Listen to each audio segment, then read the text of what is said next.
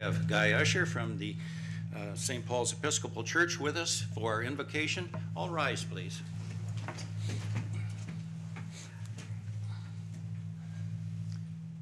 right, why don't you come right up here?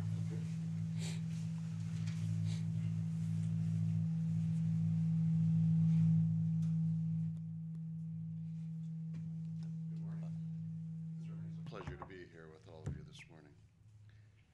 Let us pray. Almighty God, our Heavenly Father, send down upon those who hold office in this county of St. Croix the spirit of wisdom, charity, and justice, that with steadfast purpose they may faithfully serve in their offices to promote the well-being of all people. The blessing of God Almighty, the Father, the Son, and the Holy Spirit be upon you all now and always. Amen. Amen. Join me in the Pledge of Allegiance. I pledge allegiance to the flag of the United States of America and to the republic for which it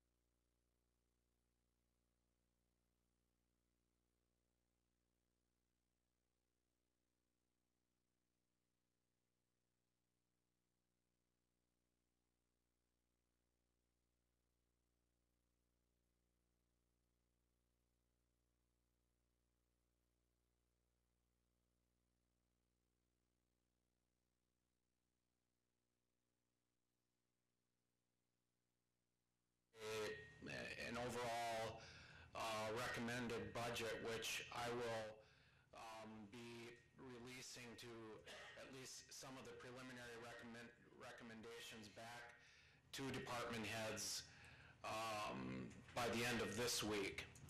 I will also be spending the next several weeks with the standing committees of the board to review budget summaries and provide an update on where things stand.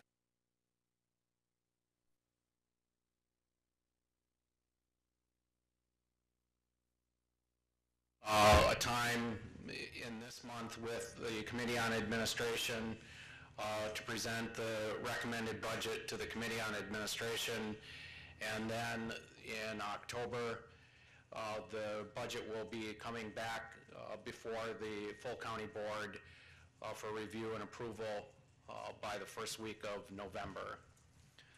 Right now there is a budget gap, and we're trying to I mean, even as we speak, the revenues in the budget are fluctuating. We received word on late last week regarding some federal Medicare reimbursement revenues, even as of late last Friday.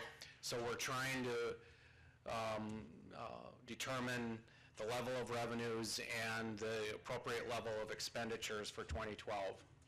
The budget will be balanced, and it will meet the policy guidelines as established by the county board.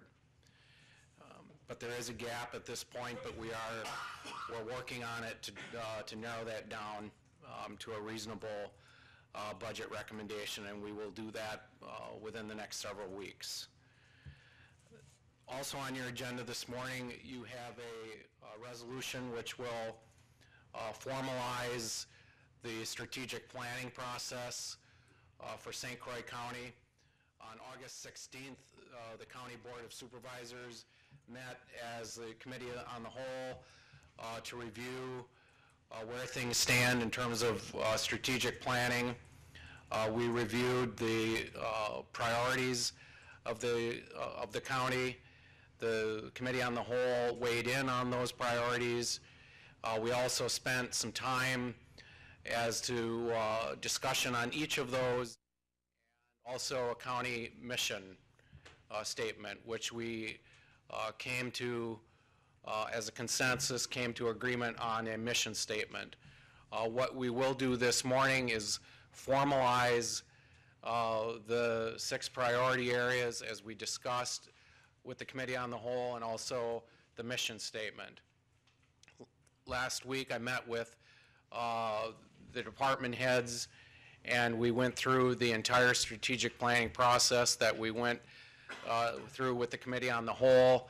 And what the next steps will be is that after today's action of the board to formalize the process, the departments and the administration will begin the development of a very detailed work plan based on those priorities.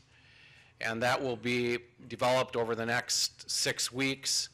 I will bring that back to the County Board of Supervisors probably after the budget is approved, and then the County Board will have another opportunity to weigh in on the strategic plan and the work plan that goes along with it, and then that becomes the basis for 2012's agenda for the administration in terms of implementing the board's vision and the board's priorities and the board's goals.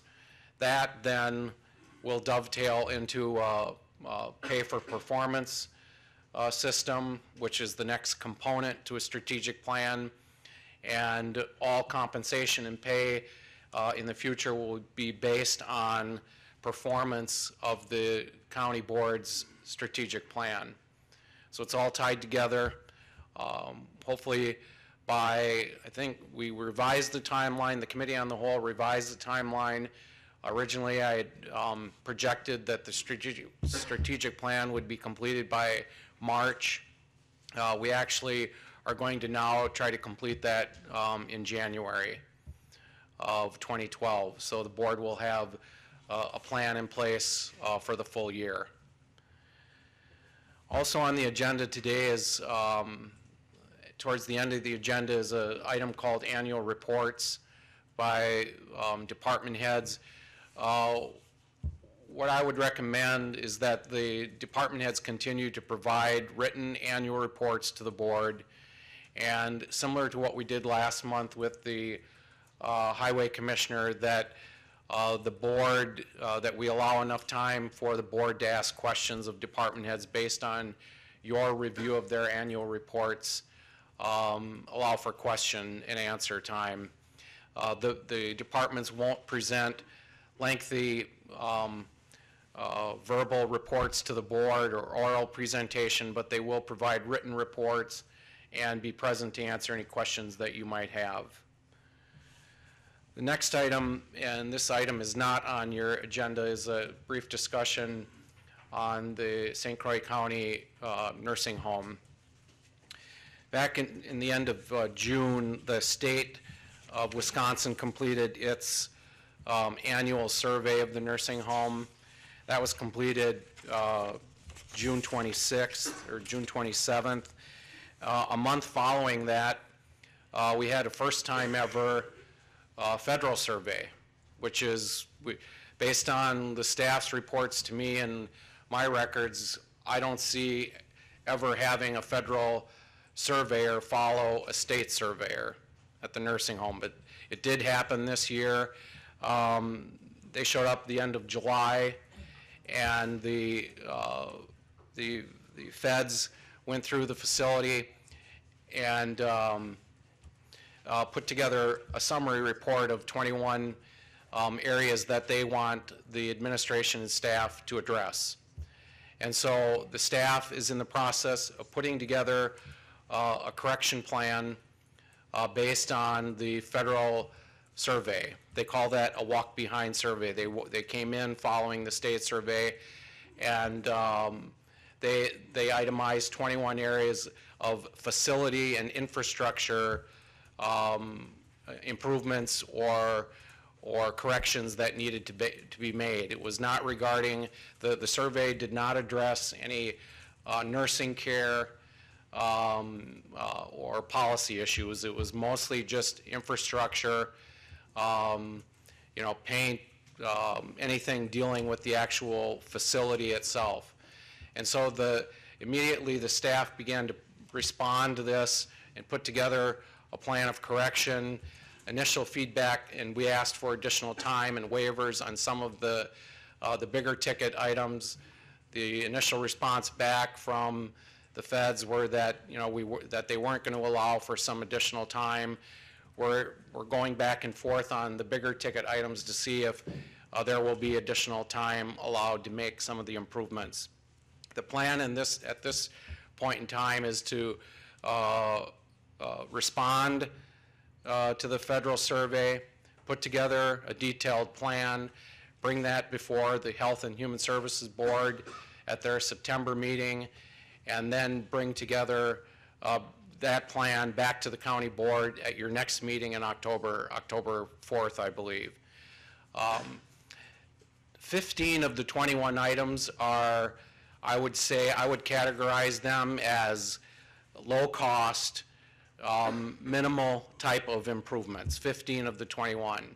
6 of the 21 will include the expenditure of some significant dollars.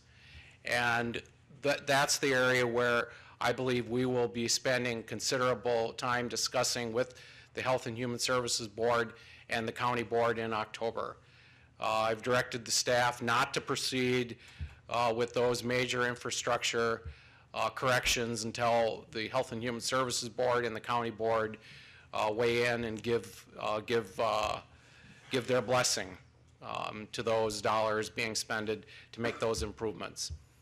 So the staff is being responsive.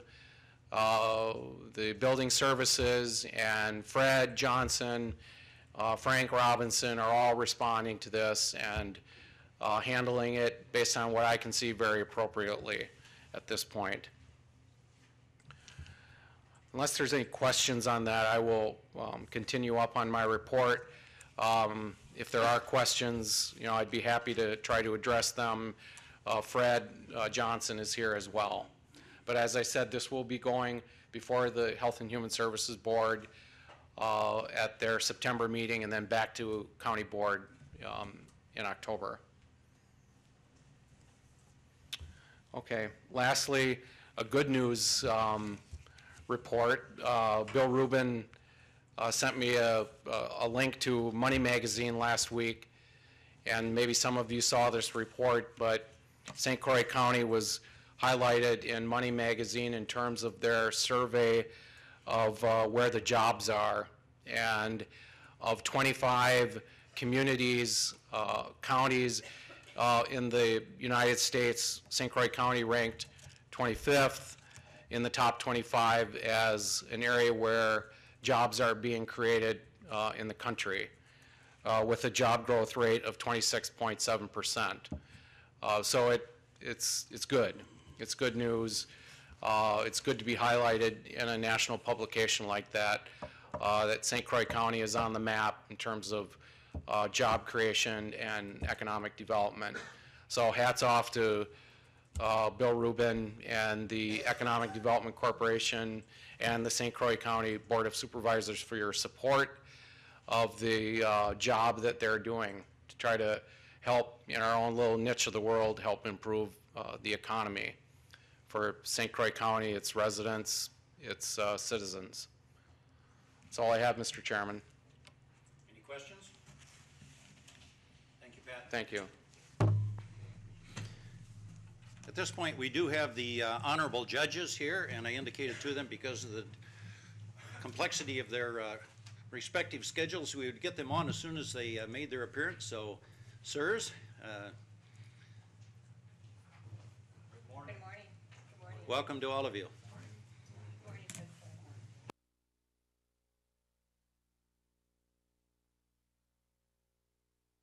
morning.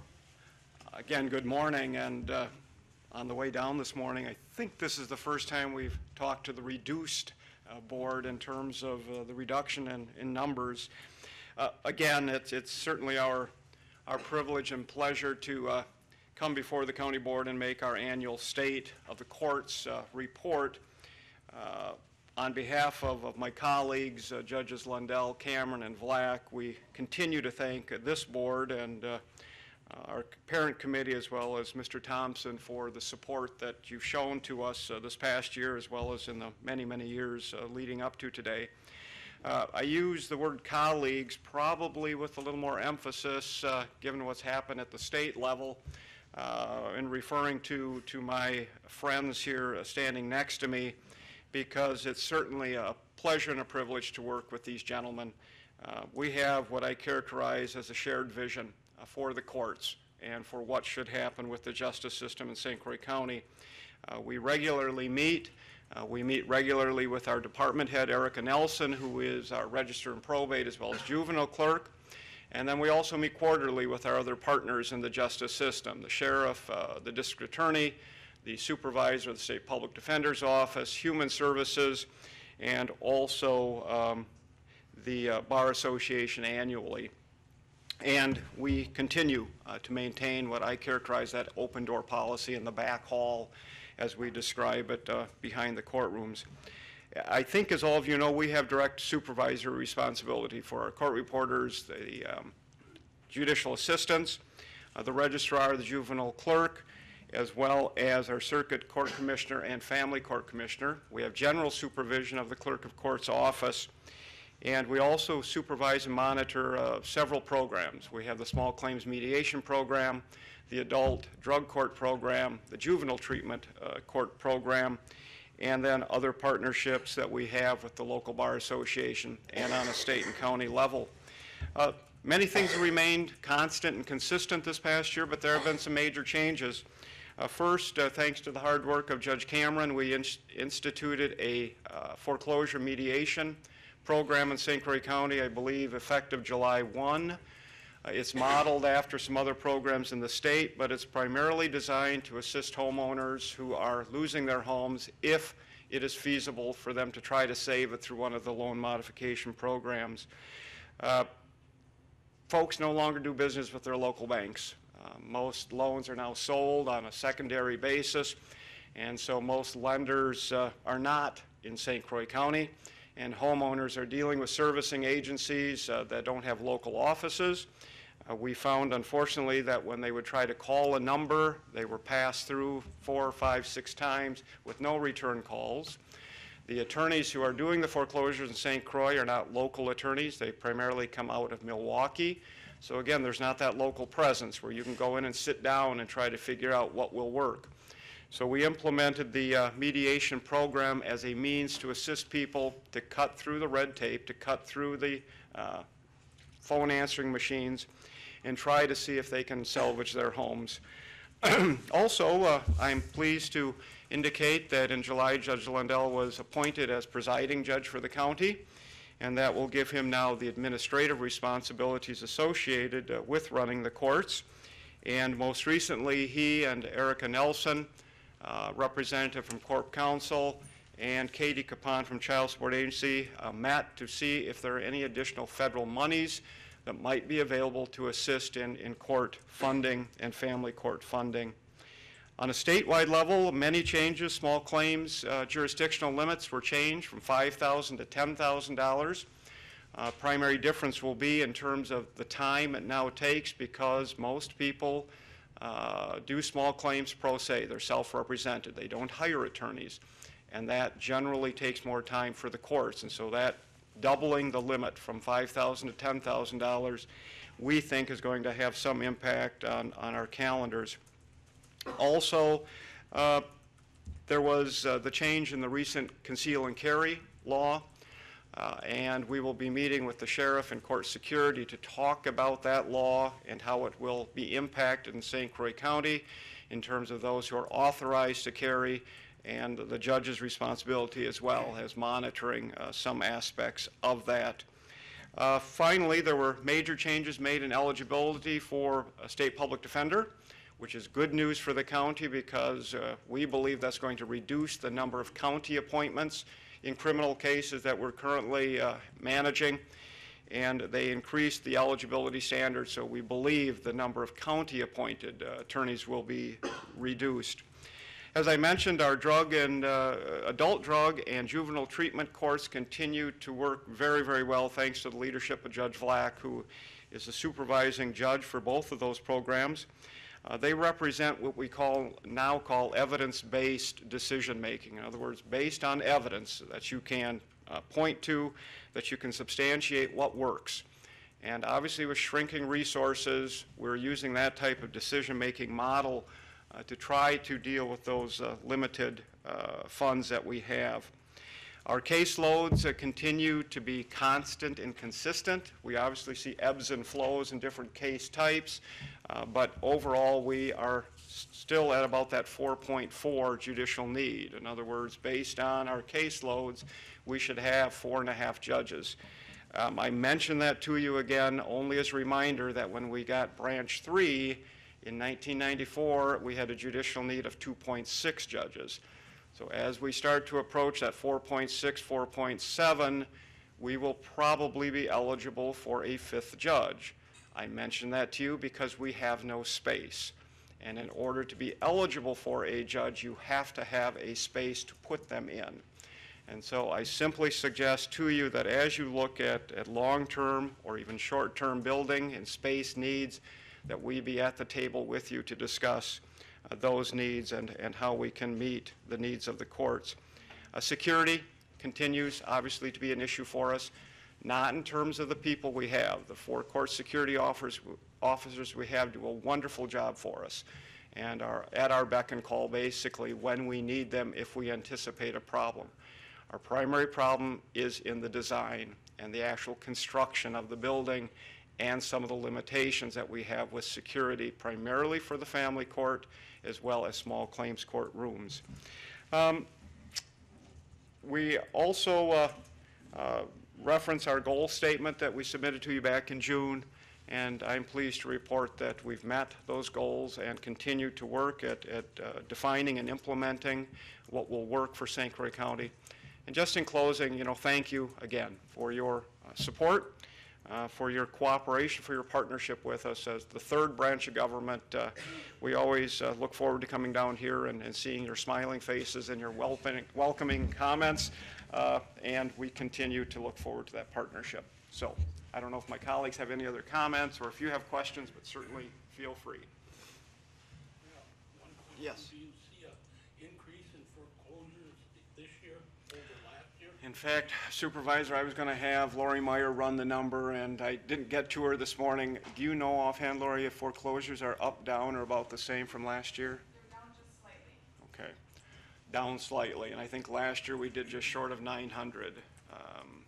This morning I started my morning off with 6 foreclosures. I mean, that's not atypical to what all of us do, week in, week out. Yes? Thank you, Judge. How does St. Croix County compare to other counties of this size for the number of judges that we use versus, say, a La Crosse County or, I'm just curious if we're, do we have an average number of judges? Correct. What happens is, I'm trying to recall, it was probably 10 years ago when we went through a very detailed and comprehensive, basically, work study statewide. They took all 270 plus judges. Each one of us logged how much time we spent on each particular case type, and I think it was for a month period. That was all put into a database. So now there's a statewide database based on what type of case it is. Felonies take more time than misdemeanors. Criminal traffic take more time than regular traffic. contested family take more time than default family. That's all put into a database, and it spits out basically on a yearly basis how many judges the state believes you need. And it's a changing number. Last year we were at 4.42. This year I think we're going to be at 4.48. And so based on the filings for that particular year, at the end of 2011, they'll take all of St. Croix County filings. It's called a weighted caseload. In other words, they weight based on the case types, and it tells you how many judges you should have. So there is then that comparison we can do with La Crosse, we can do with Milwaukee, and come up with then a statewide plan for adding judges to the state. Judge Needham, if I could just follow up on that for just a moment. You began your remarks by indicating this is the first time that you gentlemen have spoken to the reduced county board in terms of size. Following the example of the county board in reducing its size, could we not then believe that you could reduce the number of judges? Let's see.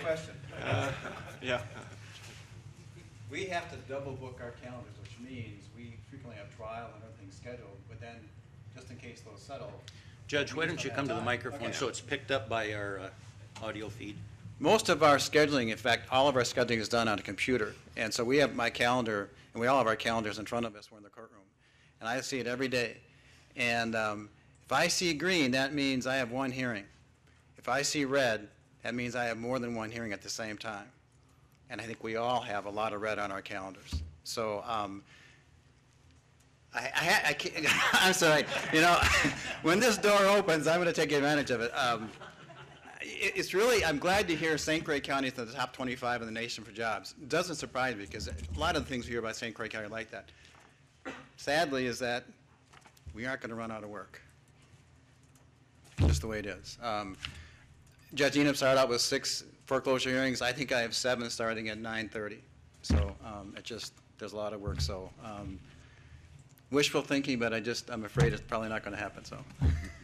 Well, and unfortunately, we not only deal with the population of St. Croix, we deal with the population of the greater Twin Cities metro. We are a prime target, so to speak, for a great deal of criminal activity that happens in St. Croix by folks who decide to come across the river. And I don't know percentage-wise what percent of our caseloads are Minnesota residents, but in the criminal arena, it's pretty significant, pretty significant. Yes, Supervisor. Thank you. I'd like to ask how the mediation procedure will work with the foreclosures. I've read about it from other courts across the country, and I just wonder what's going to be different in what we now do. Thank you on that question, Ms. Norton-Ballman. I appreciate it. What happens is that anytime foreclosure is filed in St. Croix County, the attorney, whoever's filing, has to send out information saying there's a foreclosure mediation program. First of all, they have to be aware of it. We send out information, my judicial assistant sent information to all the major law firms. And all law firms that do this are basically in 2 places, Wausau or the greater Milwaukee area. And then the person, they have to send a form to the person who's been foreclosed upon. And the requirements are you have to own the property, you know, it's kind of nice. 2, you also have to live in the property. If you abandon the property, you don't qualify, and it has to be 4 units or less. It can't be a rental property. Then they can fill out a form, and what the form goes over to a group called Tri-Mediation out of Eau Claire. And they send, I believe they send them over to Westcap. We've been very fortunate. I'm going to put a plug in for Westcap. They have some great housing counselors there. And that person will contact the people who are interested, and they must attend a meeting, first of all, explaining what they can do and they cannot do, okay? There's a program, there's twice a month, one in the afternoon, one in the evening, either Menominee or Glenwood City, explaining it. There's certain things they can't do, and they told me, when we met with them as our group, Impact 7 will say to them, 1, you don't have enough money no matter what happens, ever keep this property. 2, you make enough money, why can't you make payments? And 3, we'll see what we can do with you. And they will try to work with the lender on it. If they can't work with the lender, then Tri-Mediation gets the case and they try to work with the parties, sit down and talk about it. We just started in July, and my Judge Nina was talking about it. I think I have to give a call over trade mediation. It's in our working with them every 4 months or send us a report how it's going. I don't know at this point. The big issue, though, is that people feel so helpless out there. Who do you talk to? And all of us have these war stories, or even horror stories, whatever we call it, and say, like, you don't get the same person. They have no idea what you're talking about. The lawyer on the phone for the bank, whatever, will say, well, that's not, we don't know anything about that. And the person will say, I got the number, I got the person I talked to, here's what I said. So we're trying to eliminate that disconnect. So it's more of, I think, hands-on, but I know that Eau Claire's been doing it. The other counties have been doing it. In this area is also, I'm trying to think, Judge Duvall, he's out of Pepin and Buffalo County. Milwaukee County has had it for a couple of years. So I'll have to give you a report. I can send something down in a few months, Mr. Chairman. Just let you know how it's going, okay? Whether it work or not, I don't know. But the important thing is that they have to have someone to talk to. And I think slowly some of these banks are more willing to talk to a few people. But I can't say too much. I got myself in big trouble for earlier in the year for saying too much at a bank. But because, you know, it's not like having your local ownerships, you know, in the bank, you know, in the back 30 years ago. And I used to bank at the Brill State Bank in Brill, Wisconsin, which is out northeast of Rice Lake, 8 miles. I knew the president of the bank, Mr. Leonard. You go talk to Roger, he had a problem making the loans. Now nobody knows who owns the loan, which is an issue. And so that's what's going on. Does that answer your question, Ms. Wellman? So I will get something to you, Mr. Chairman. You know, I'll let you know how it's going. Any other questions regarding that at all? I'll be glad to try to take them on. But it's sometimes people just don't have the money. I'll just tell you, just point blank, you know. And other people really do want to keep their homes. And I'll point this out, these are not deadbeats who are trying to keep their homes. These are people who, for circumstances beyond their control, their income went down. Now a lot of them have income, they got a job again, or they're working on it, and they really want to keep their homes. You know, the homes are not being trashed by these people. These homes are well taken care of. I had a guy says, I want to turn the home over. I can no longer keep it. Or do I turn the keys in? I want to turn the keys in. Do you want me to leave the heat on for you? Whatever you do, let me know. So they are good people. We're not talking bad people. We're talking people that really are good people, just unfortunate circumstances. And that's the ones they're trying to help. Also, I think probably just to allay any questions or concerns, because I've had people ask me, I think most of you are aware I was named as chief judge of the district in July. That means I'm still a full-time judge in St. Croix. It doesn't mean that I've given up my responsibilities here. What it means is that in addition to being a full-time judge in St. Croix, I've taken on that responsibility for the district, which covers about 24% of the geography of Wisconsin, from Eau Claire to Superior, Ladysmith to Hudson, 13 counties, 27 judges, multiple court reporters, clerks of courts, et cetera. So I'm still here full-time, working full-time, no additional compensation, just more time. So anything else, other questions? Steve. Thank you, Judge. My name is Steve Dunlap. I think most of you know me, and I was looking back, and this past July was the 10th year of my position as Family Court Commissioner of St. Croix County. And that would mean that Judge Vlack has been a judge for 10 years, so who was before me. I wish I could tell you that the number of family actions are going down. They're about the same. The hearings are more. Every family case seems to have 2 or 3 or 4 hearings that go along with them. Or at least it sure appears that way when I'm having hearings.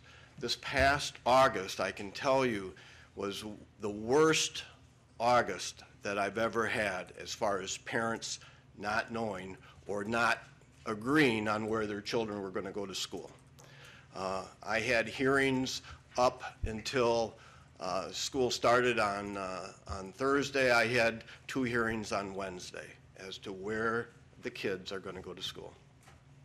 And it just continues to increase as our population increases, the number of people having family cases increases. Now, I did see that the number of divorces were down.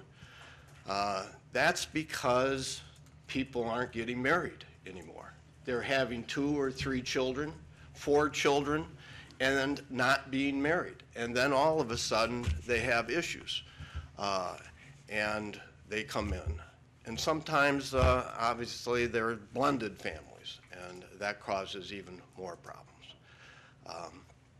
I take care of all the temporary cases and a lot of the post-judgment cases. Thankfully, I don't take care of the contested divorces. Once the divorce is contested, the final hearing is in front of the circuit judge. And I've been giving more cases to the circuit judges just because the number of them is way beyond what it should be, unfortunately. I'm the Director of Family Court Services. I take care of mediations. Judge Cameron was talking about mediations in the foreclosures. Anytime there is a disagreement regarding placement or visitation, you know, where do we pick up the kids? The first thing we do is we send them to mediation. And that is one of the things. We have a real good mediation center in River Falls, so we take care of that. I'm really thankful for my assistant, Brenda Kearns. She does all the scheduling, drafts, does my orders for mediation, orders for the temporary hearings. Without her, it would be impossible. So I want to thank you for that help. And it's, you know, I am part-time, but this job has become almost full-time. And it's an unbelievable try to go back and forth, but I do. And so the other court commissioner, Mr. Heckman, does a lot of the default hearings when the divorce has been agreed to. And I'm doing more of the domestic abuse injunctions than I ever have before, because they're always, it seems, connected. You file a domestic abuse injunction so they can't have contact, and then you go to the courthouse and file for a divorce at the same time. And one comes up right after the other. So I want to thank the board for its support, and be glad to, anytime you want to have an exciting afternoon, you can come up and visit my court. Any questions of Mr. Dunlop or any of the judges? Supervisor Williams? Thank you, Board Chair. Something I guess I'd like to hear from the judges and court commissioner is there anything we as a board can do to help reduce your load? Is there something that we can do from action from a governmental level that would either expedite what you guys do to help shorten your caseload or along that line, or is there, I'm going to throw a wild one out here. Let's say we put out a resolution says that you can't have children unless you're married, you know, or something that makes the bit of, I said that was out there. I'm just saying from a standpoint of making the whole process more efficient. We know that things are going to go bad are going to happen when people decide not to get married or to have children of, you know, and going down that process. But is there something we as a board could do to turn around and make your jobs a little more efficient from that standpoint? Short of adding something to the water system, I can't think of anything. No, in all sincerity, I really appreciate that comment because I don't think 6 months goes by where the 5 of us think of, is there something that we can do to make things work more efficiently? And we do come up with ideas. For instance, as Judge Cameron mentioned, the mediation program, there are thoughts that we will come up with and we discuss, because we meet once a month, if not twice a month, and we'll discuss things like this. And I think I'm speaking for everybody, is that just having your support, if we come down and say, we would like to try this, that means a lot. Not only to have just the discussion and have the rapport with you, but also not only your questions, but also if we come with an idea to say, we'd like to try this to maybe make things work more efficient. Again, the drug court, I've been very, very thankful for the support. I had some gray hair left about 5 years ago, and now it's all white, but it's a completely different experience. But again, that's something that we came to you with at the time, and still, unfortunately, it's still needed. But I think just to listen to our ideas and support us. But other than that, unfortunately, we live in a culture that, as Judge Ina mentioned, we are a target, unfortunately, for people coming across the river. And some people might be offended by that, but that's the reality. And as I mentioned, wishful thinking, we're not going to run out of work. That's the sad part. But I don't know the other judge I made on the ideas, but I think that's the...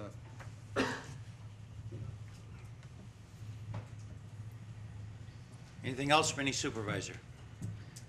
Mr. Chairman, Howard? I'd be remiss on this mediation not to mention the help of Ms. Meyer from the clerk court's office.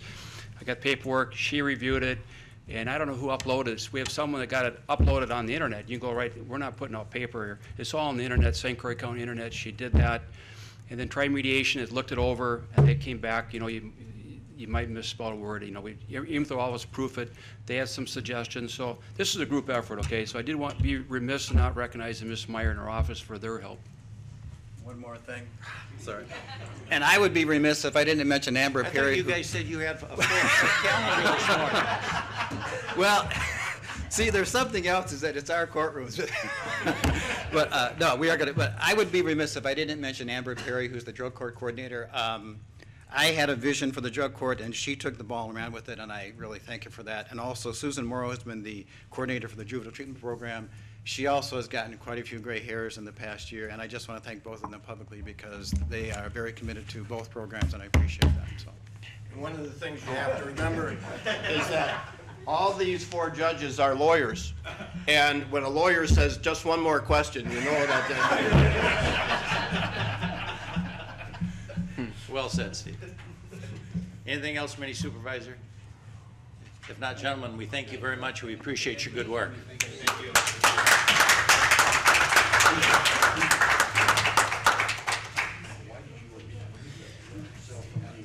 We do have a report from the Register and Probate. Thought I saw Erica. Ah. Erica, why don't you just come forward? I'll remind everybody that there is a written report in front of you. If you have any questions, now would be the appropriate time to ask Erica, or any comments that you want to make as a result of that. And it's just one page, so it's a quick read. Any questions from any supervisor about the report from Erica Nilsson? If not, thank you very much. Thank you. And appreciate your report. Lori, are you going to be brief? We might as well take you two right now, and then we'll have the report's done, and then we can get to our public hearing. I'm not a lawyer. So I won't be windy. I did also submit a written report if you have any questions, and I just checked on foreclosure numbers. Year to date, 463, in 2010, 421 year to date this year. So we're down 42 cases for the first 9 months, or first 8 months. Any questions on my written report? Just highlights all of the caseload for 2010. Okay, thank you. Very much, appreciate it.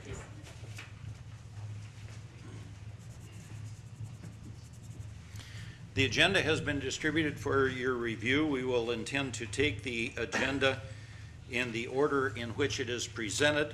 The consent agenda contains the minutes of our previous meeting and indicates the date of our next meeting. There are no rezonings. Is there a motion with respect to the consent agenda? Motion from Supervisor Schrank, second from Supervisor Larson.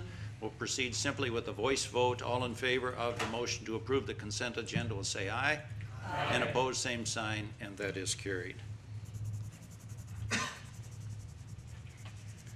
At this point, we'll move right into our agenda, and I will ask Ellen Denzer to please come forward. Agenda item number 1, supervisors, is the final supervisory district plan. We have gone through this at some previous meetings as we have gotten to this point, so it should be fairly routine to you in terms of the knowledge of where we're at on the supervisory districts. I'll have Ellen provide a brief overall review, and then we will open, as required by statute, a public hearing with respect to our final supervisory plan. So, Ellen, it's yours. Thank you, Chairman. Good morning, and hopefully this will be the end of what's been a very good process and has worked fairly well. I'm going to remember which button to push here to move on. Nope, that's not it. The first button? No? Which one is it that moves it on? Oh, actually, I think you have to do it for me. Okay, I forget. Anyway, sorry about that. The last time I was here in, I believe it was in May, we had adopted a tentative supervisory district plan, and the next steps were to send that plan out to the municipalities with proposed ward plans, which we did.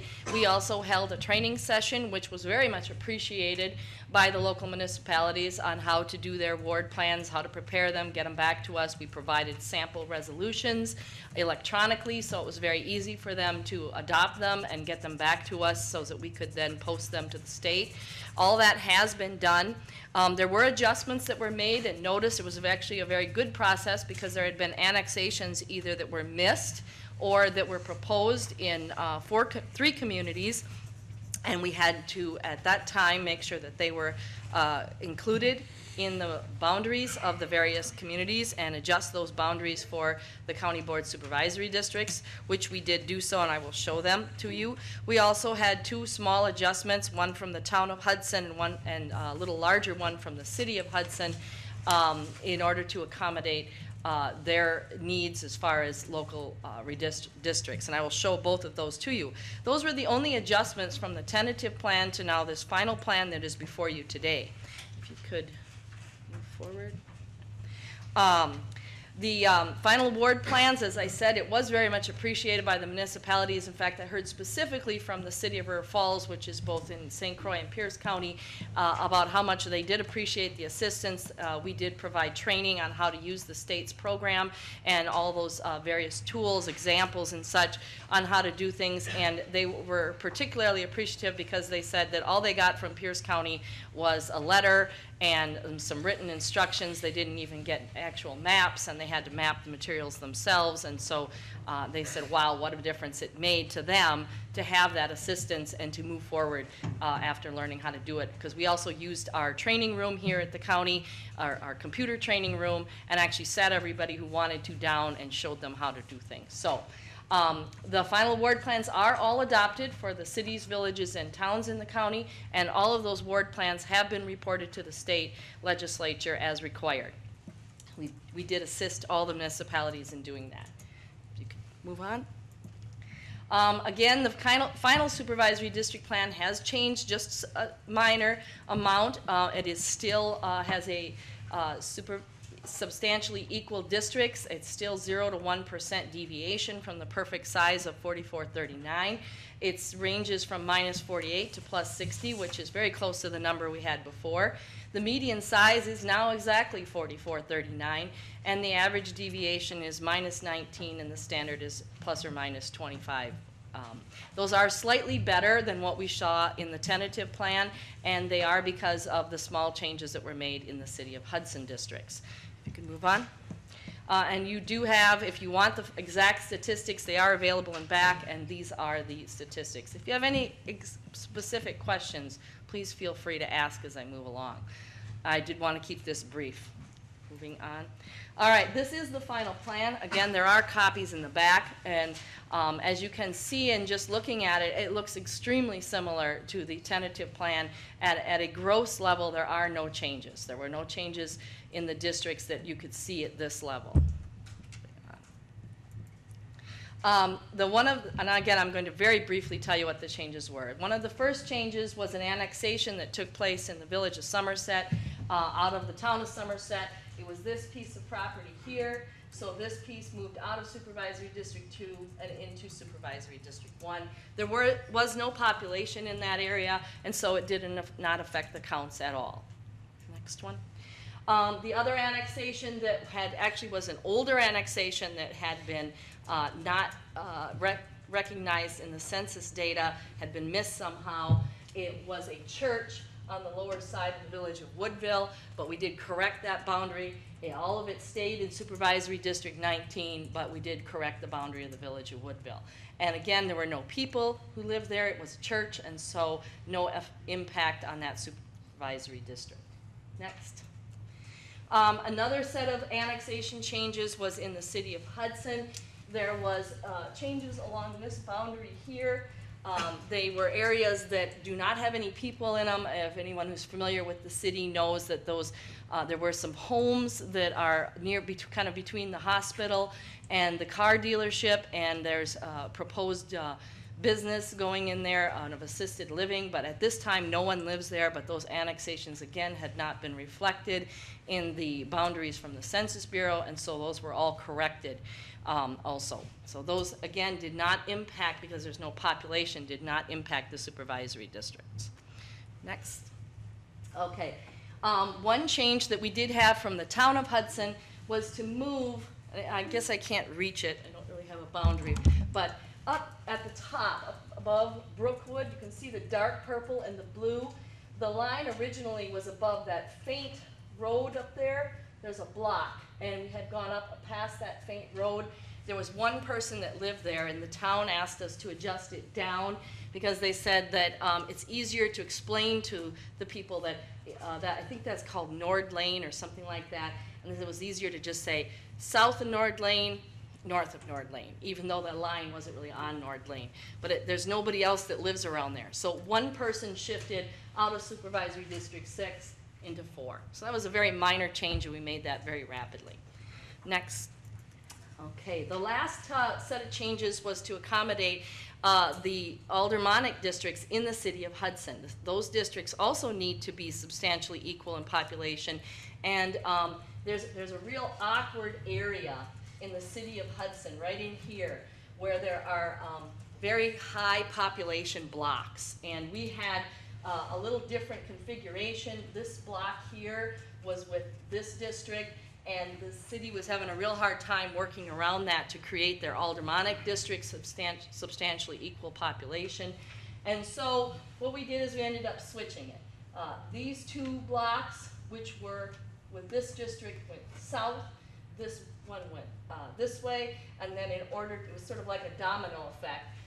We didn't just flip-flop between two districts, we moved it between 3, and so we had some adjustments to this line and some small adjustments to this line in order to shift that population around and still have substantially equal districts, and then that did mean a slight change in all those boundaries.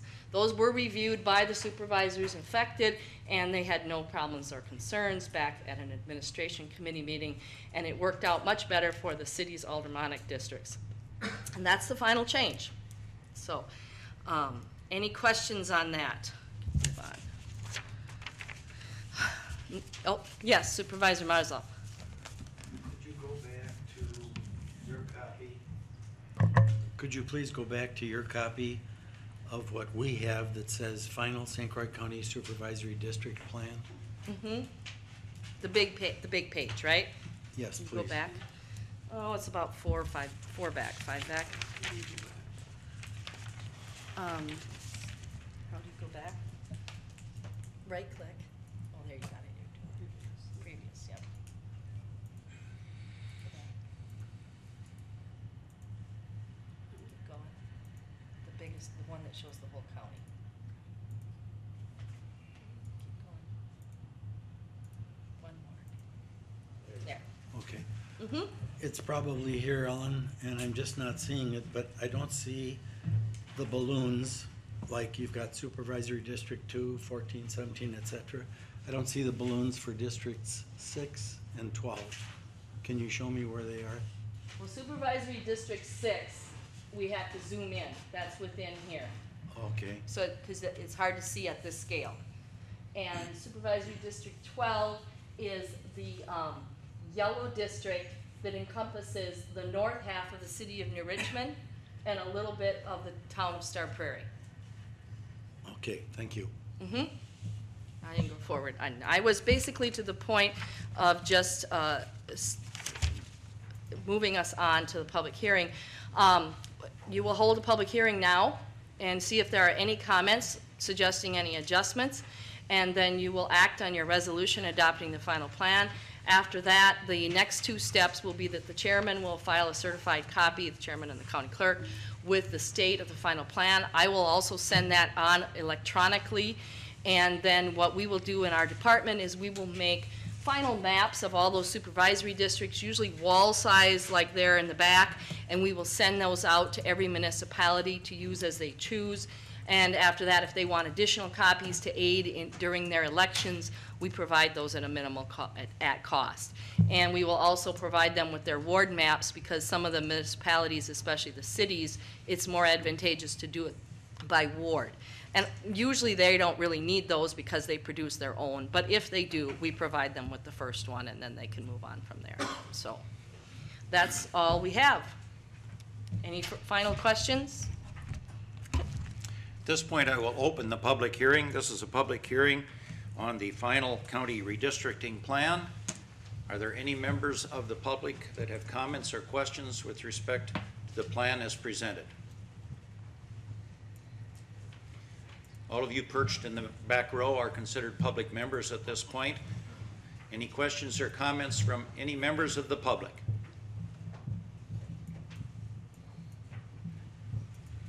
And I'll inquire a final time. Are there any members of the public that wish to comment on the final supervisory plan? Seeing no indication that there are members of the public that wish to comment, we will declare the public hearing closed. And at this point, supervisors, you have in front of you a resolution adopting the final county supervisory district plan. This is presented by the administration committee, and the chair would entertain a motion. Motion from Supervisor Norton Bauman and a second from Supervisor Wentz. Discussion.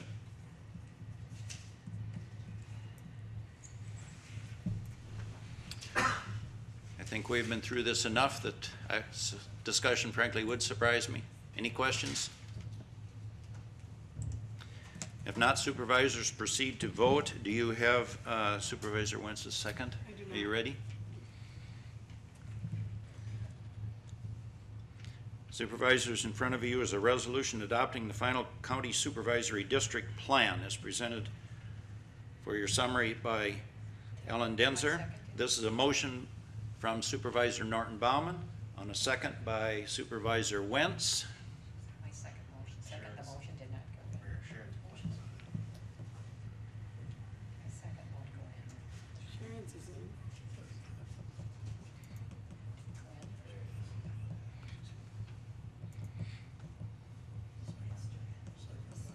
Okay, now it went in. Now we have it. Supervisors, proceed to vote.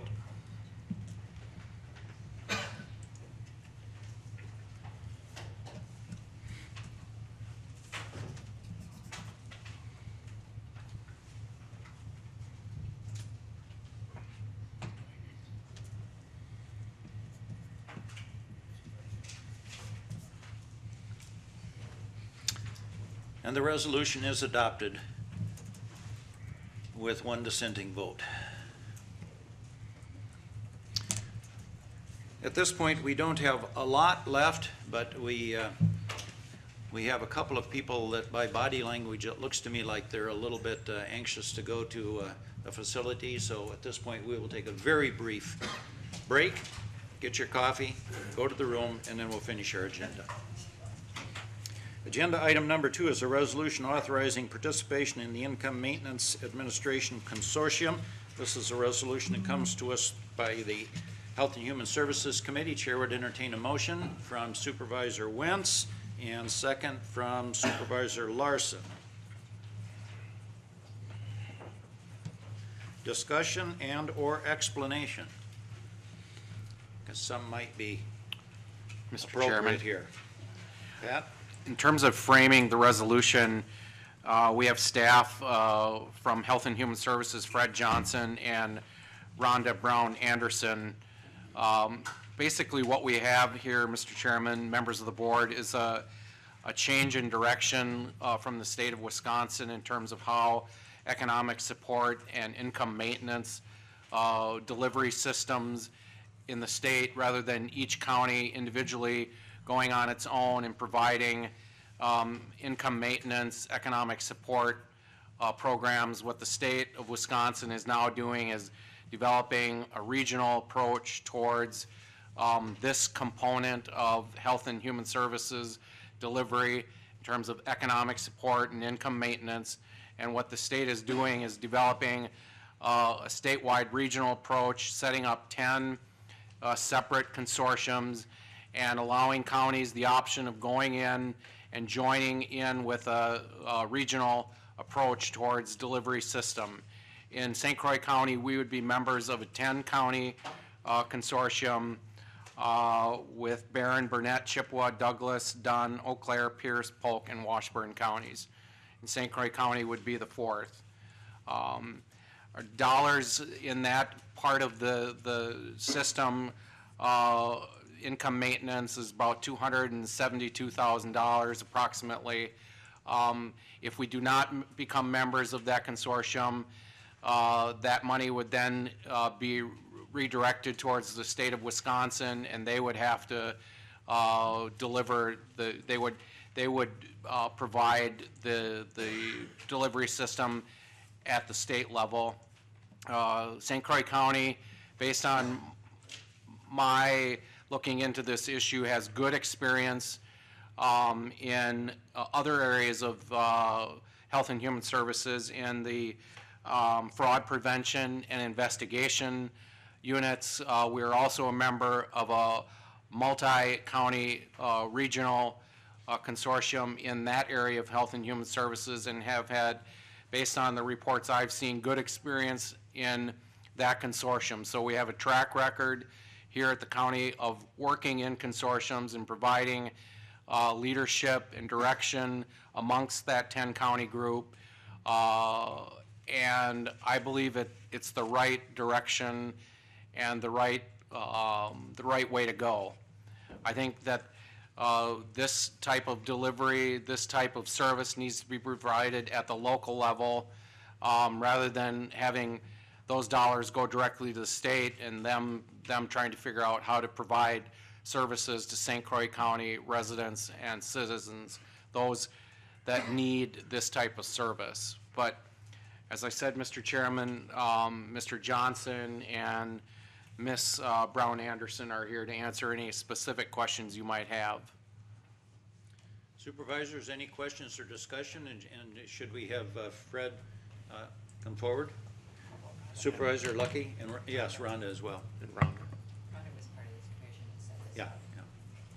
Yeah. Unfortunately, I missed the Health and Human Services meeting where this was discussed, so I do have a question. How does poor performance on the part of some of the other counties in our consortium, how might would that impact our costs?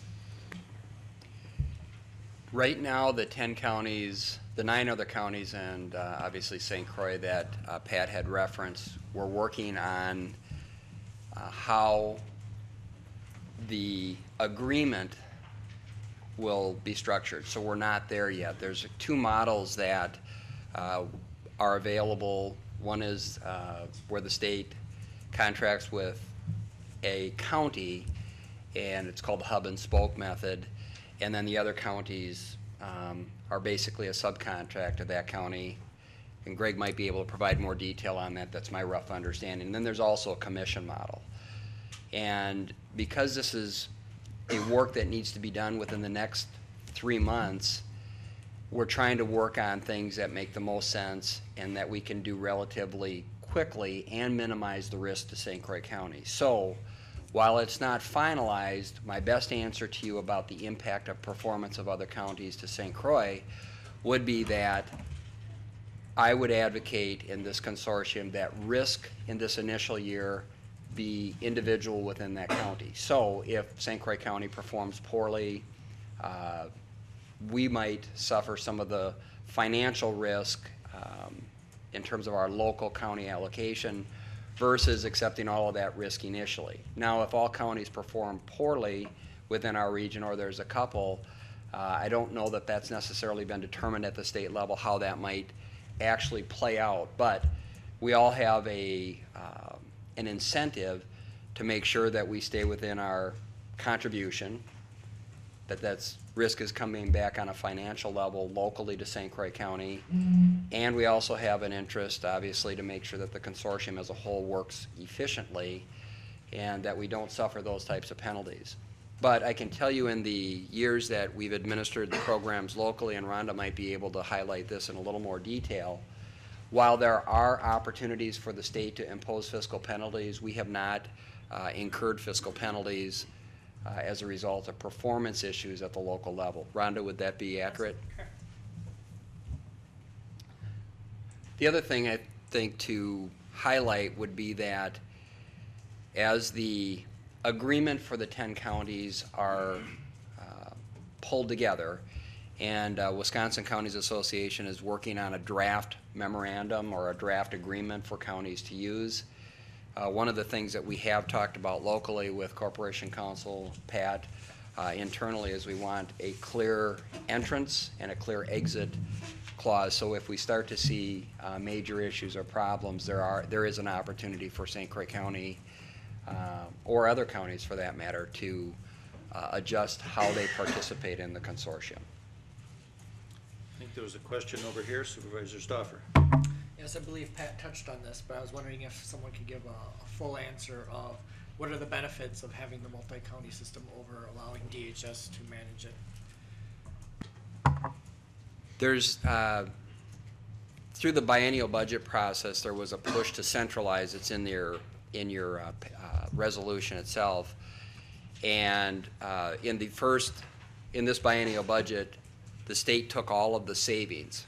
So if I think 150 million was allocated from the state previously, it's roughly 110 or 120,000 that is now allocated to run the income maintenance programs. So there's roughly across the board, not necessarily for St. Croix County because of redistribution of funds, but maybe a 19 to 20%, I've heard a 19 to 20% reduction on a county by county basis. So there is going to be a need to develop more efficiencies within the system. And Rhonda has worked very closely with professional organizations through Wisconsin County Human Services Association and WCA, and she might be able to talk in a little bit more detail about some of the efficiencies that we would expect to garner because we have to. If there's $40 million less in the system to run the programs, we're going to need to be more efficient with the staff and the services that we have in order to make that budget work and to be able to provide the services at a local level. So Rhonda, maybe you could comment on some of the efficiencies? Sure. I think one of the things that Fred was alluding to is the fact that we had some information about the state centralized model, and the error rate was higher than the county program. Timeliness was 16% versus roughly 75%. So there were some concerns about having a centralized model.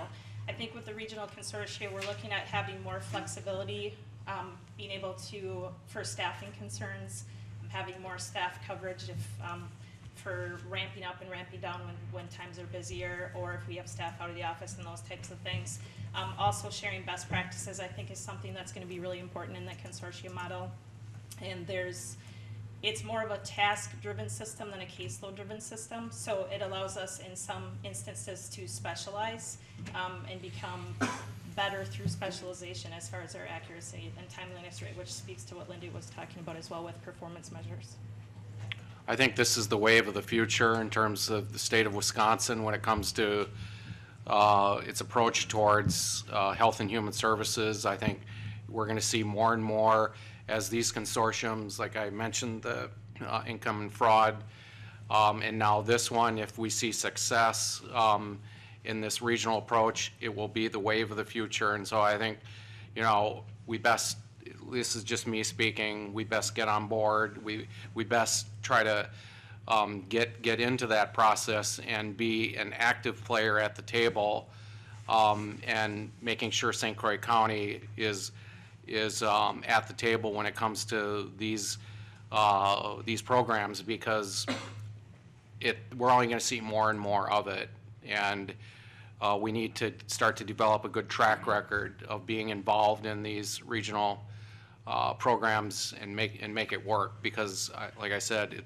it's the wave of the future. I think it's here. Supervisor Marzov. Thank you, Mr. Chair. Pat and Rhonda, in the introduction to this resolution, Pat, you mentioned the other counties with whom we would be participating in this consortium, and I was wondering if there is some reason why those counties are omitted from the resolution.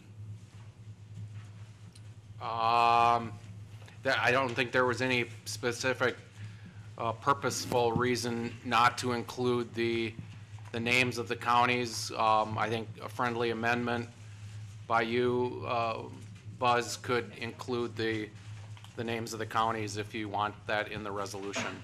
Only if it's helpful for clarification purposes. I can add something to that too. Okay. Well, just that in the resolution packet, there was a copy of the state of Wisconsin with the region that Pat had highlighted, and I agree with Pat, we didn't omit it for any specific reason, but just did an attachment so that you could see the different regions that are starting to form across the state of Wisconsin.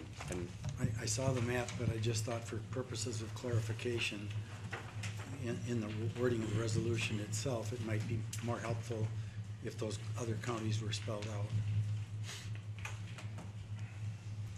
Supervisor Hermsen. Thank you, Board Chair. Fred or Pat, either one here. My nervousness with this is we have two options the way I read this, with the floor of the cost being the $271,000. We haven't heard what it could go up to. So that's one concern. Two is that in the present model that we have some control. We can turn around and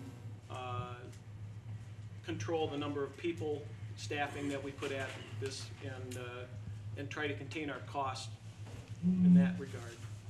But we don't have, if we go to the state, let's say we do use the model and send everything to the state, then we would depend on the state to maintain staffing level. We wouldn't have much input into it, but we could depend on an elected body, the Assembly, Senate, to try to keep control of that head count. I don't see a way here, how do we as a county or even the state turn around and control the number of people that would be working to maintain this program if we go into this consortium? How do we, if you got a 10-county group, what real weight does St. Croix County have to steer it or control it? That's one thing that has me a little concerned. So I'm wondering, if I'm reading this right, we can't stay as our own individual county. Is that correct? Correct. yes, that's correct. So our options are either we go to the 10 group model, of which we only have 1/10 of a vote on trying to contain the costs, or we put it to the state.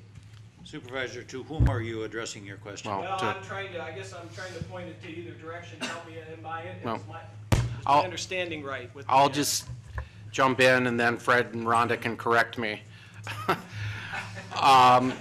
My impression is that we have more control if we're a member of this consortium, and it will all be determined on the language that is crafted to become a member of the consortium. It's much like a contract, and for lack of a better word, it's an agreement, and our interests will be spelled out in that agreement. And as Fred mentioned, we will have an exit clause or an exit provision to, if we see it going rogue on us and not working for St. Croix County, we will have an exit strategy to get out of it. My preference is to become members of that 10-county consortium, Western Wisconsin, rather than having Madison or Milwaukee trying to determine what's good for St. Croix County. I think we, at the local level, as a member of this 10-county region, were much better served. But it's important to have the right language that will allow us to become productive members of that, and then also allow us the ability to exit if we see it not working for us. I would add just a couple of pieces. We've already done some work to adjust our cost structure within our income maintenance delivery system.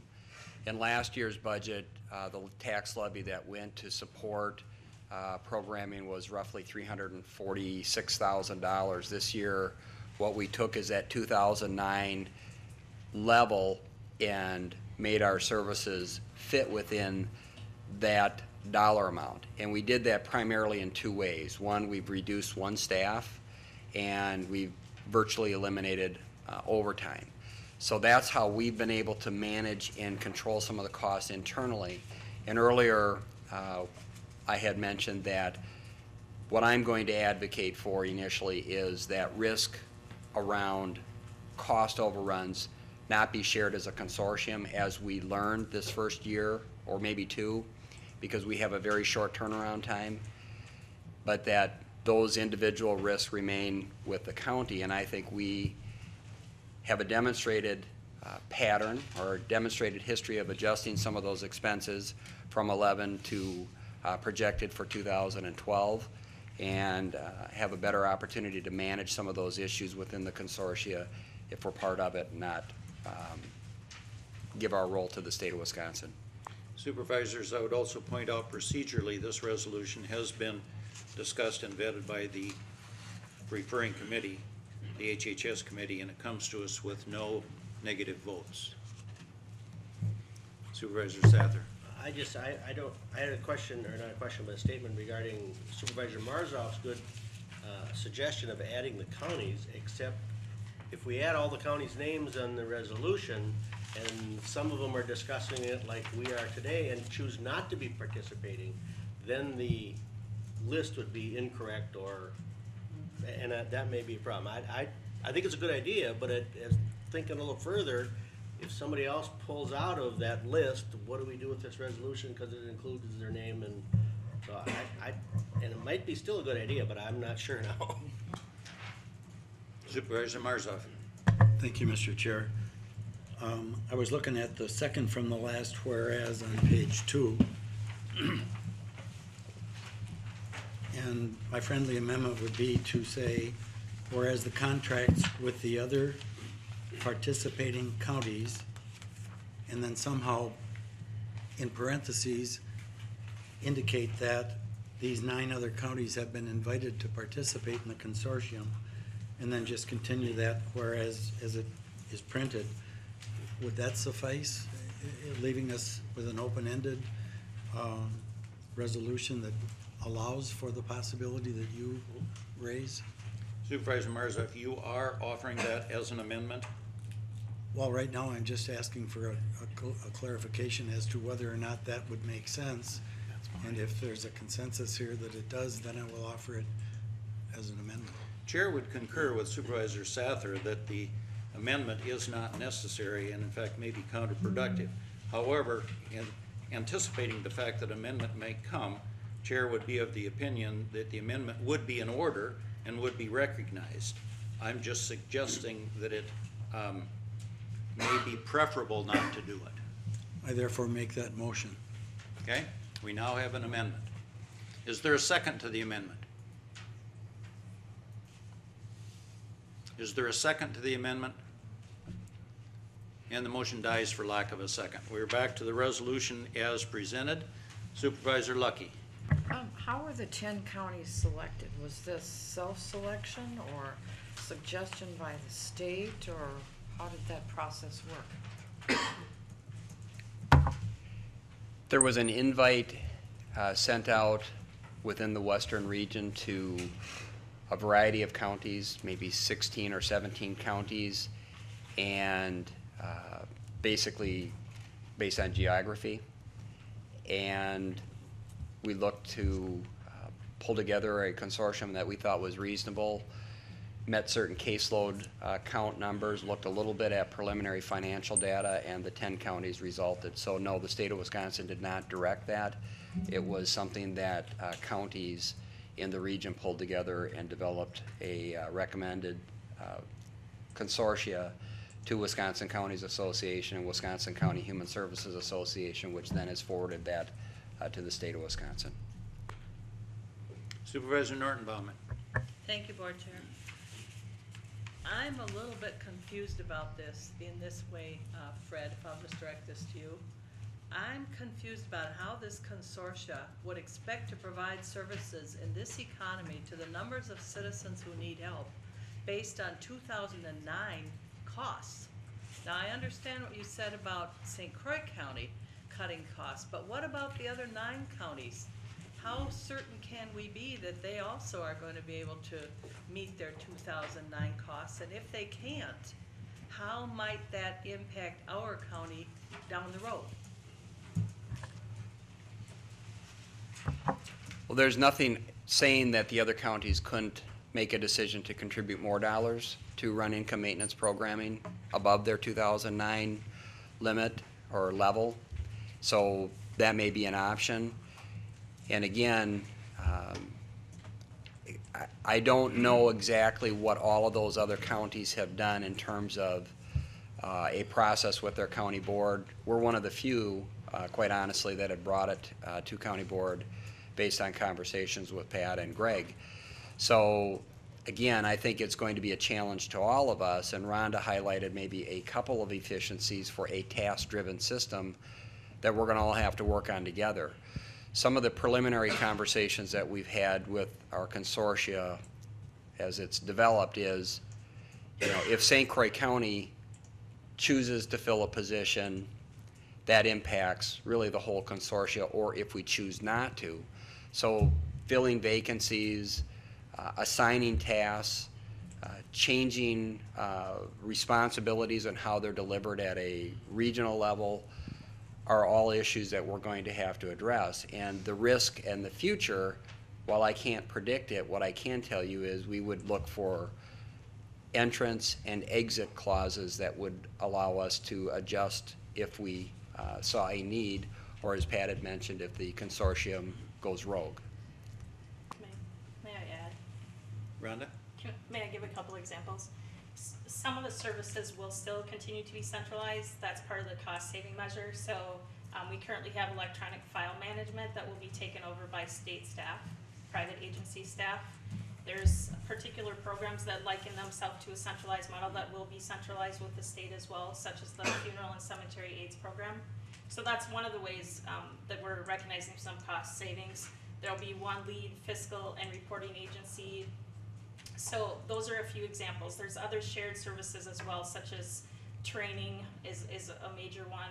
Some of the quality assurance reviews that are happening, the fraud consortia, which was already mentioned, which at this time is not the same counties that are currently in the preliminary planning stages for this consortia, but they it will overlap at some point potentially. So those are all measures, I think, again, with that task-driven system versus a caseload manager who handles everything. Does that make sense? I'll come right back to you. You still have a question? No, I'm going to come back to you. You do have a question? Yeah, I do. Just to keep us on focus in terms of what we're trying to decide, would it be a fair statement to indicate that we are trying to decide on a new direction, that we cannot continue what we're doing now? So status quo is not an option. We're trying to decide if we form the consortium, or if we decide not to participate in the consortium, have the state do it. Right. That's what we're focusing on, is that correct? Correct. Right. And the state will find someone to do it. Just so we're clear, we cannot continue what we're doing now. One more major thing I just want to mention is the call change center. That is a requirement of the consortia, part of the certification process. So that again it's a task that current staff are doing here locally that they will no longer be doing. So I think the consortium really drives to recognize those cost saving and efficiencies, share some of those tasks with the state that we can, but also maintain the local presence that's necessary for our most vulnerable citizens, and to maintain those wraparound services that we provide with other departments, to be able to have them be able to walk someone to our unit, which happens often. So I think that's the biggest benefit. Any other questions from any supervisors? Supervisor Stoffer? I think this idea is certainly something that we should look into. I'm just not ready to commit to this until there are more details on how exactly this will work. I mean, not exactly, but a lot more detail than is provided currently. And it seems that if we're the first county board to discuss this, that there should be the time for us to be able to gather those details before we make the decision to go forward with this path. I believe that there's a deadline of some sort, but I'll let the staff talk to that. But I think we're on kind of a quick time frame here.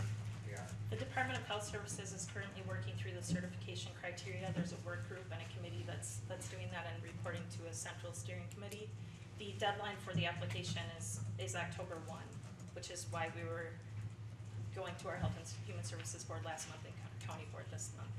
But having said that, if there are additional questions of the board, we can certainly continue to provide answers and more information as we have it.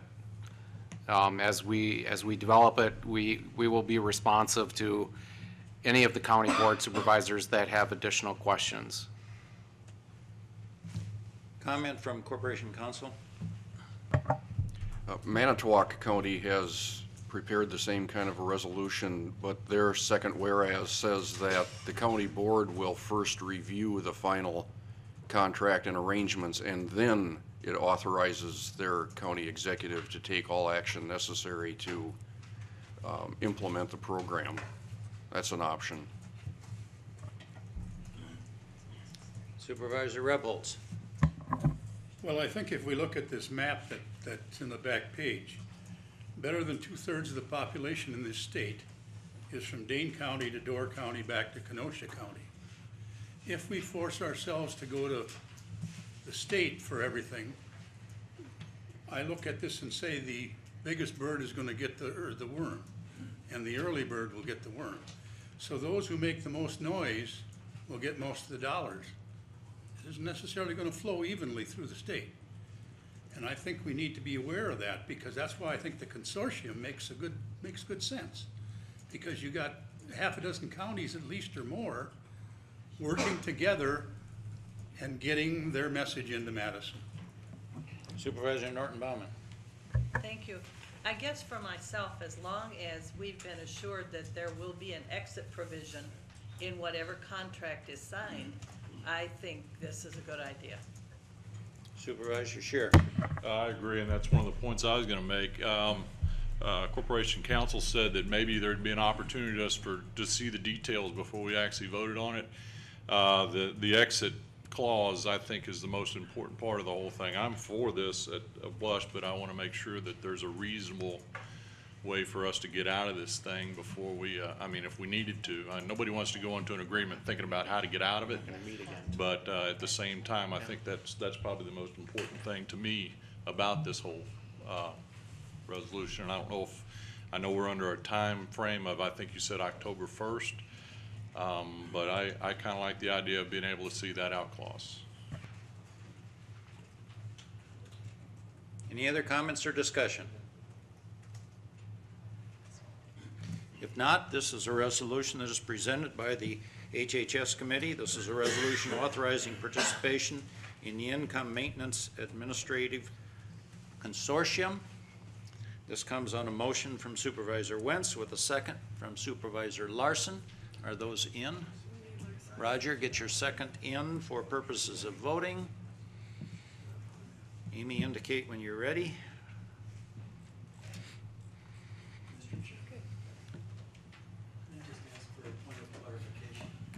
Is there any language in this resolution that provides for us to get out of this if it doesn't work?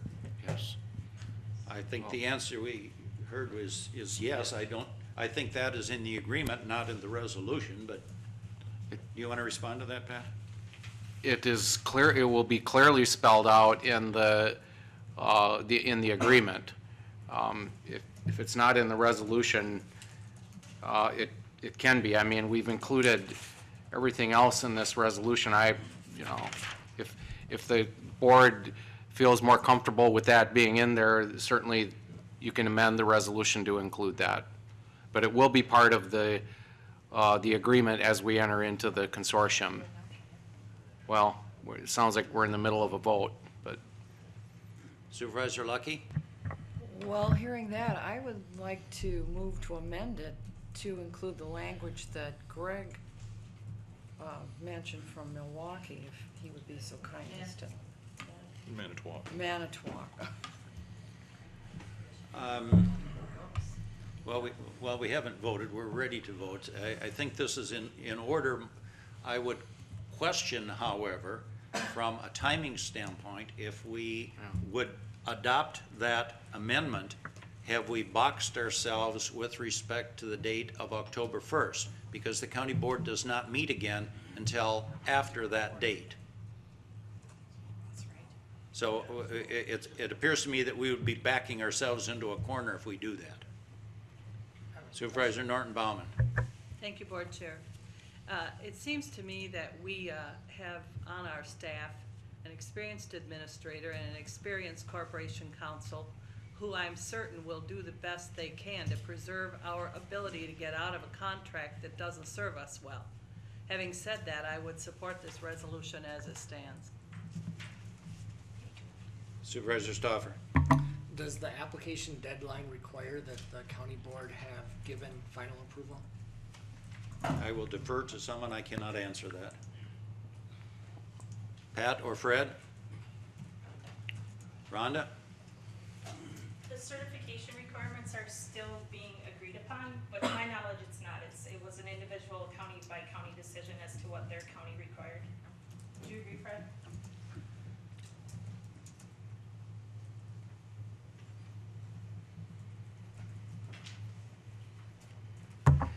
I would agree with that, and again, that's part of the dilemma with bringing, I think Supervisor Stoffer wanted to see more of the detail. We've been given a very short turnaround time to pull this together, and the state and counties have pulled together work groups to look at all of the various certification requirements. And last week, just as an additional side note, the person that's on the agreement committee within our region reported that the agreement from WCA, a draft agreement that would be reviewed by our corporation council, hasn't been completed yet. But I don't know whether or not a county resolution has to be approved as part of this certification, as Rhonda had indicated. We just know that if we're going to participate, after talking with Pat and with Greg, that before we participated, it was a county process that needed to be completed. Can I ask a question? The deadline seems rather onerous for every county in the state, and I don't know what the state will do if it's not done by then. Can you or Rhonda or Pat, do you know what the consequences are if it's not completed by October 1st? No, but I don't know if I want to find out either. I don't know either. It's not a question I asked. Yeah. Supervisor Hermsen. Thank you, Board Chair. Ask for clarification from Corp Counsel on this. My understanding, just reading this is really asking the board for permission to enter into a consortium. It doesn't, is it saying that we are required to stay in one? No. That, so, I mean, if we got the ability to get out, I mean, if this resolution isn't forcing us to stay in one, then I think I'm fine with it just the way it is. Chair would concur with that view, incidentally. I think that's what this it's an authorizing resolution, Supervisor. Any additional questions? If not, we're prepared to vote. You have the motion and second in. Supervisors, prepare to vote on the resolution authorizing our participation.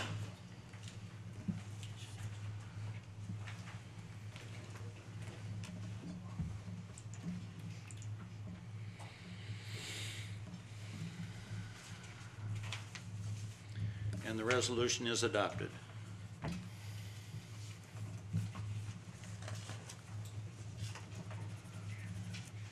Agenda item number 3 is a resolution amending County Board rules and bylaws. This concerns the appointment of Board of Adjustment members. This resolution comes from the Administration Committee, and Chair would entertain a motion. Motion from Supervisor Seacard and a second from Supervisor Rebholz. Discussion.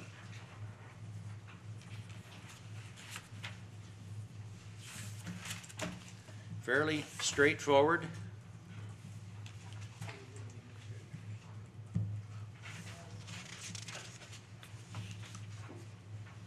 Simply means I have one less job to do. I like it. I'm here to help. In this case, this is a resolution amending the County Board rules and bylaws concerning appointment to the Board of Adjustment. This comes on a motion from Supervisor Seacard with a second by Supervisor Rebholz. Is that information in there? And we are proceeding to vote, Supervisors.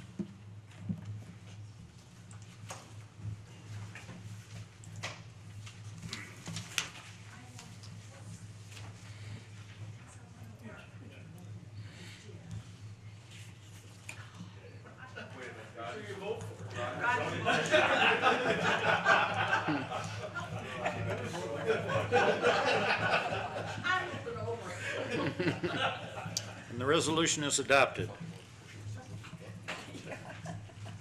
Agenda item number 4 is a resolution amending County Board operations policies. This concerns the signing of contracts. This also comes from the Administration Committee. Chair would entertain a motion. Motion from Supervisor Wentz and a second from Supervisor Seacard. Discussion.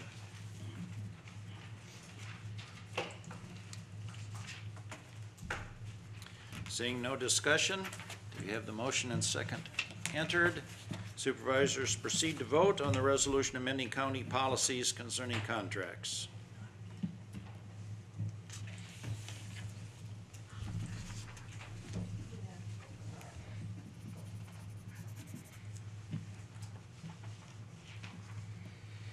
And the resolution is adopted. Our final resolution this morning is a resolution approving county priorities and a mission statement and authorizing the county administrator to proceed with the development of an operations work plan, executive dashboard, and strategic plan. Refresh your memory, this comes as a result of the discussion we had at our most recent committee of the whole meeting, where we discussed at some length all of these questions and opportunities, and I might underscore responsibilities. So this is a resolution that comes from the committee of the whole. Chair would entertain a motion. Motion by Supervisor Seacard and second by Supervisor Larson to adopt the resolution. Discussion. Supervisor Stauffer. I have a few comments on there. Line 23 says the committee of the whole identified the areas. I was wondering if it would be more correct to say that the county administrator identified the areas, or the committee of the whole reviewed them, but I don't believe we identified those. And I'm wondering about having economic development as one of the 6 strategic areas.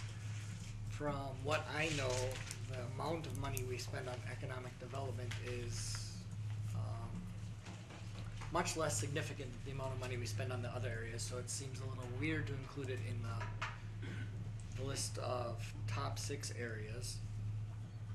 And my final comment is that another point of clarification along with the first is that the resolution says it was offered by the committee of the whole, but I don't remember us talking about passing a resolution in idea at the committee of the whole or the specific text.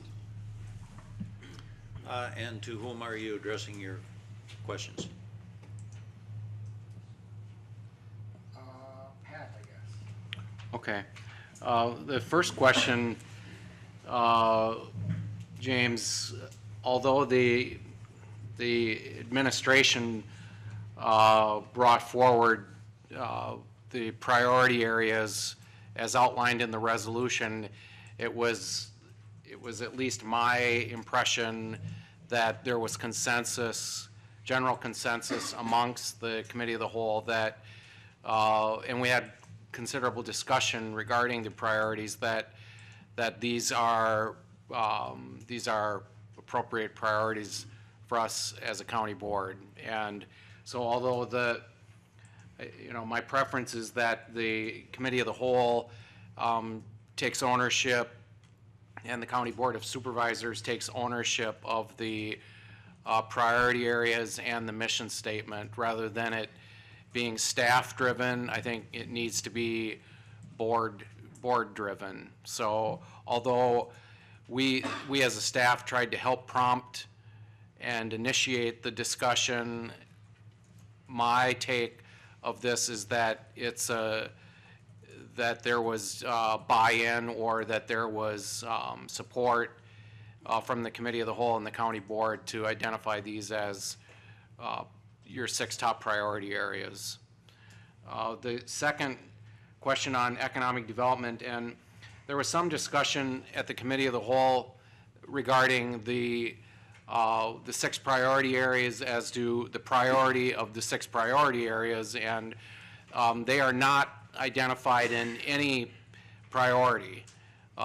So the 6 priority areas as identified, if we have 19 county board supervisors, we probably have 19 different ideas of the priority of those 6 priority areas. And I think it's wise as a board to not prioritize those and to let the staff bring back forth a work plan and a strategic plan that incorporates all 6 priority areas, not in any priority, because they are all a priority of the board and the administration.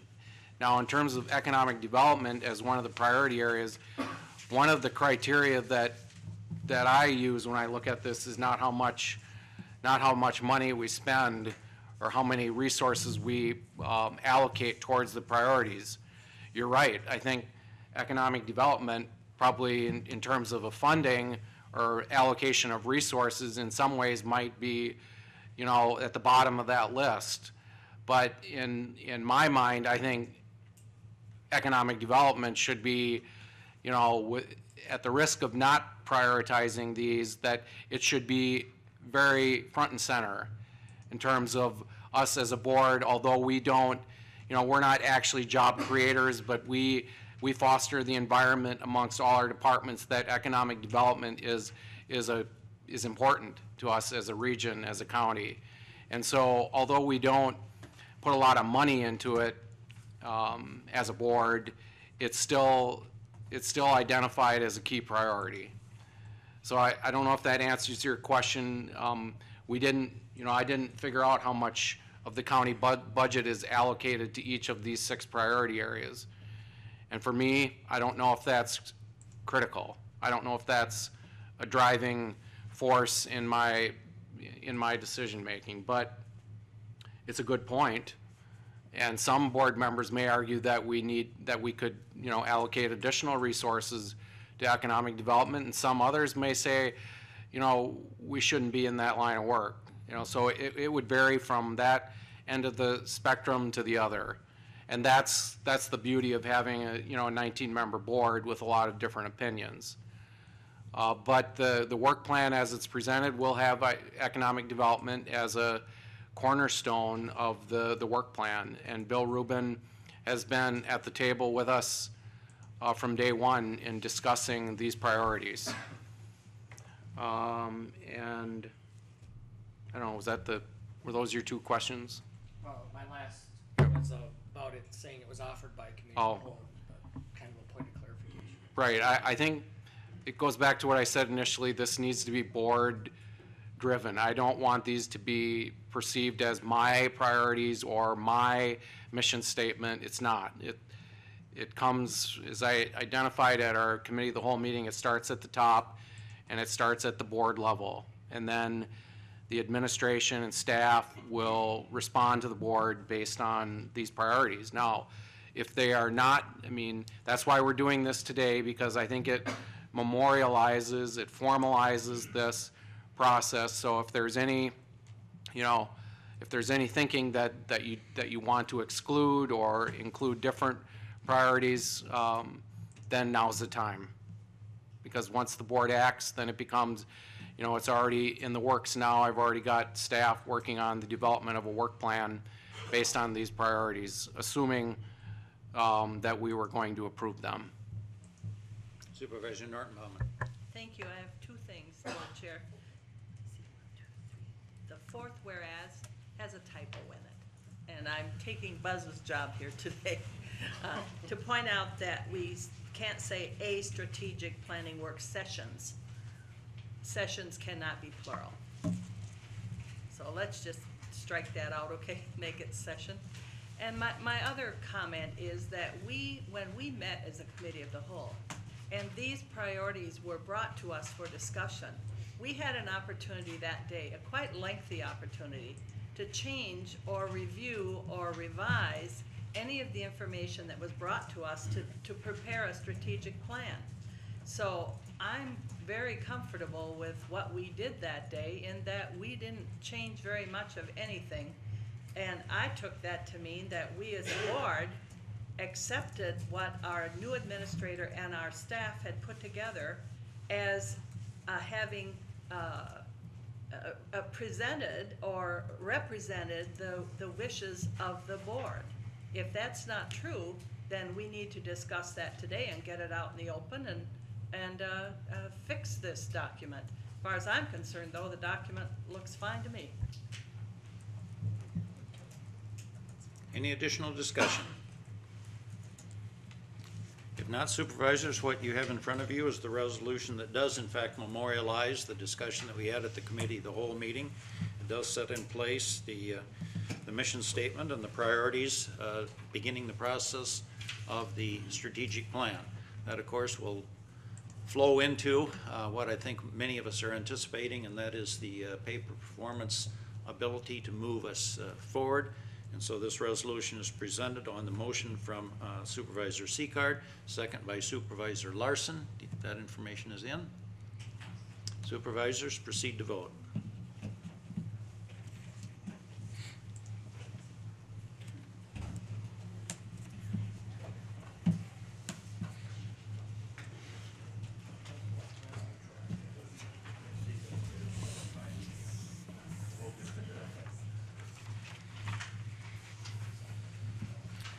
And the resolution is adopted.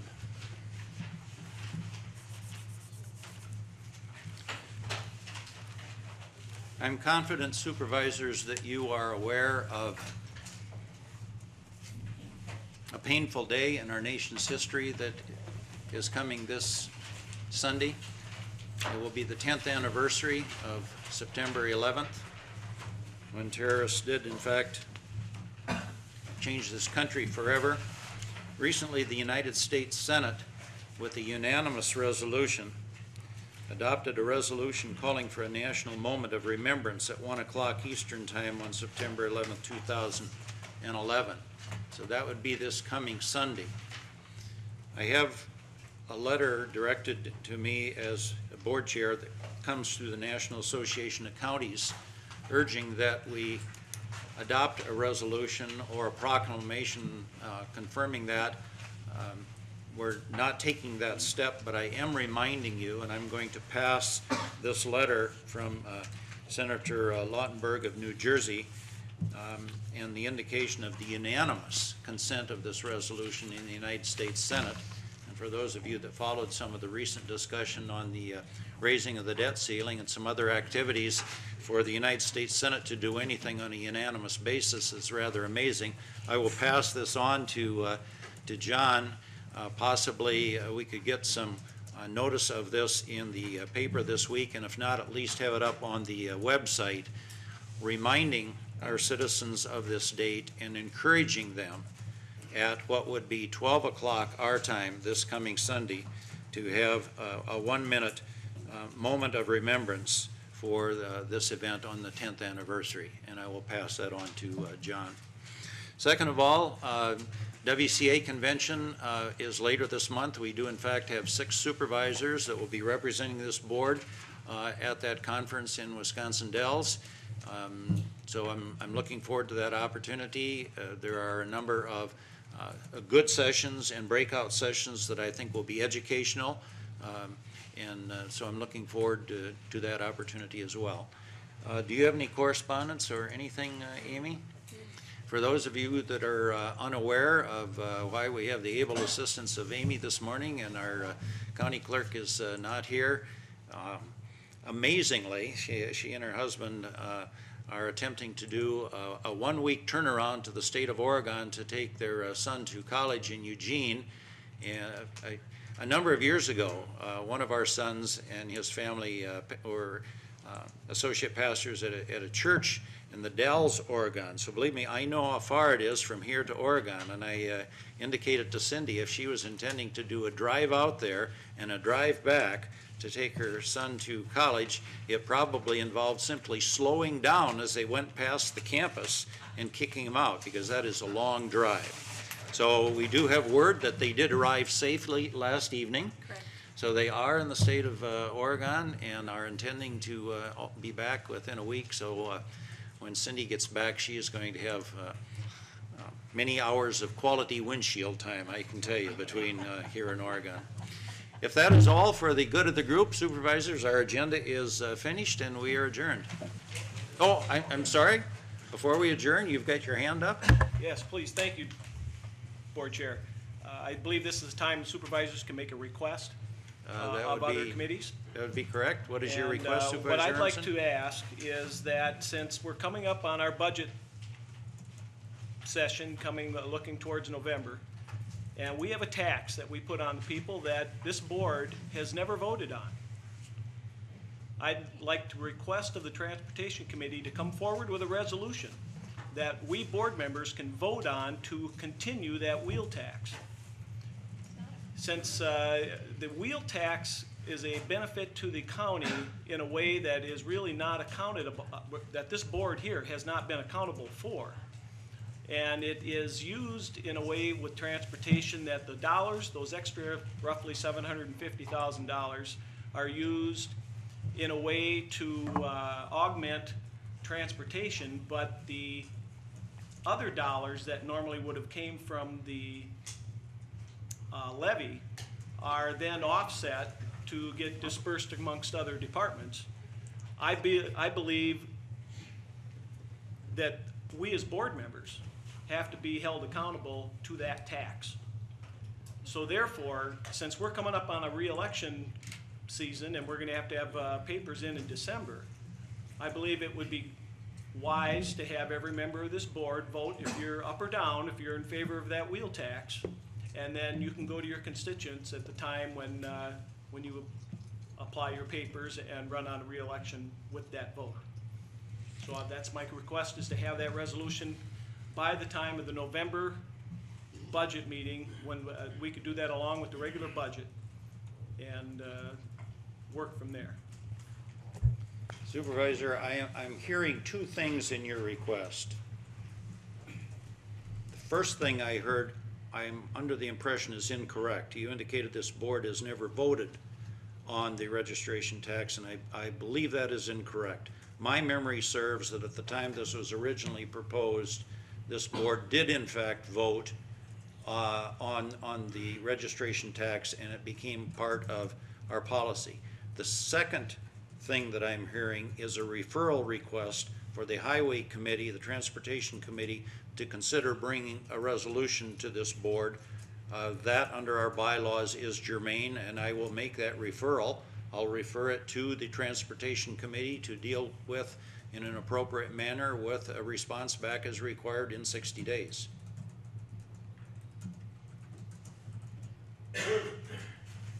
Anything else? And now supervisors, we are adjourned.